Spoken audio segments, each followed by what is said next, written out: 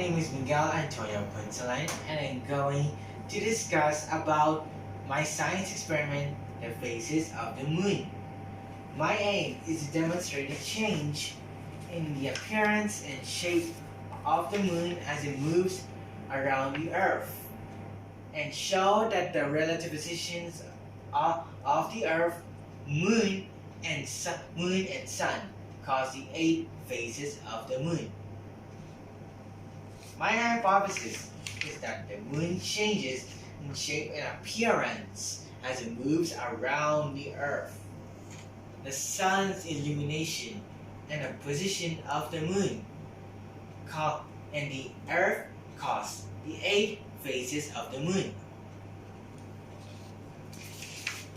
I made my model of the phases of the moon with scissors, cutter, acrylic paint, styrofoam, black foam paper, and glue. First, I drew the size and the shape of the sun, moon, and Earth on the styrofoam. Next, I cut and carved the drawings of the sun, moon, and Earth. Third, I painted the models of the sun, moon, and Earth. Fourth, I glued the models of the sun, moon, and Earth on the black foam paper. Then lastly, I glued the black felt paper on the white cardboard. My results is that the moon is lined up between the Earth and the sun.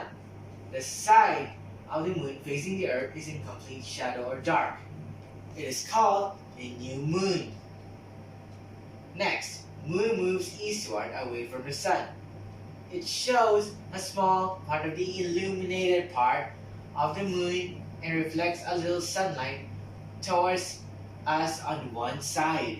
It is called the waxing crescent moon. The moon moves from the east to the northern hemisphere of the Earth. Half of the moon will be illuminated and visible to the people on Earth because of its eastward movement. The illuminated part can either be the left or the right part of the moon. It is called the first quarter moon. The moon moves away from the northern hemisphere. The moon continues to wax. The sun and the moon are almost or nearly opposite each other in the sky. The side of the moon turned towards the sun is also turned towards the Earth and seen on Earth. It is called the waxing gibbous moon. Now the moon moves to the west and fully faces the Earth and the sun.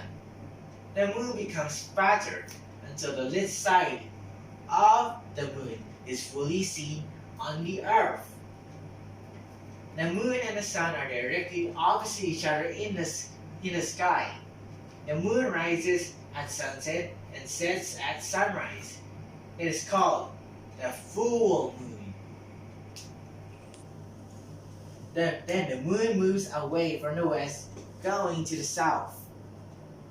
The illuminated part of the moon decreases and starts shrinking.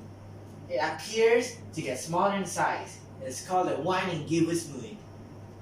The moon is at the southern hemisphere of the Earth. Only half of the moon is seen and its illuminated part decreases. It is called the last quarter moon. And the moon moves to the east part of the Earth. The illuminated part of the moon is less than half, and at the left side, it is called the waning crescent moon. As you can see, the light of the sun, movement of the moon, and Earth's position determine the changes of appearance and shape of the moon.